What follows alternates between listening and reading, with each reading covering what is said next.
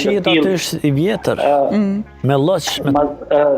Do thot me leje ndërtimi figuron në vitin 1999 që është marrë leja e ndërtimit.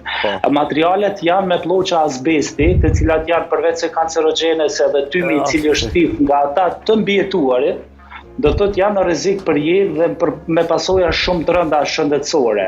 Mirë po, është e vërtetë se ai objekt nuk ka pasur dalje emergjente dhe kjo ka shkaktuar një stampedo për shkak të panikut të mbijetesës, për shkak se minutat kanë qenë në pyetje dhe ora ka shkuar mbrapsht që nga momenti i rënjes së zjarrit. Por desha t'ju them edhe në pikën e parafolsve ku thanë që zjarrvënia ka qenë e qëllimshme.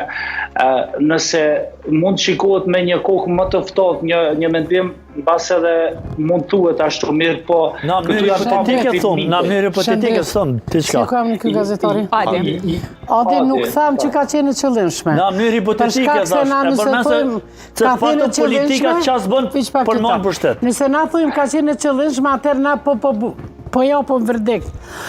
Na them mos ka mund të jetë, dyshuam. Jo, për shkak se ka pamje filmike, jo vetëm nga një celular, se bendi që ka performuar aty është shumë i famshëm dhe pothuajse e gjithë rinia e asaj zone është mbledhur aty dhe fatkeqësisht është shuar një gjenerat e tërë. Të gjithë kanë qenë me celular në duar dhe në momentin e performancës fishek zjarrit që janë sjell po nga bendi i cili ka performuar, ato janë ndezur dhe është parë i gjithë procesi është filmuar aty. Por fatkeqësia është apo më pak ata punëtorët e sigurimit, çfarë roli kanë luajtur aty? A kanë nejt ata aty për veç me ndajt, me këshir apo bën dikush ndaj farë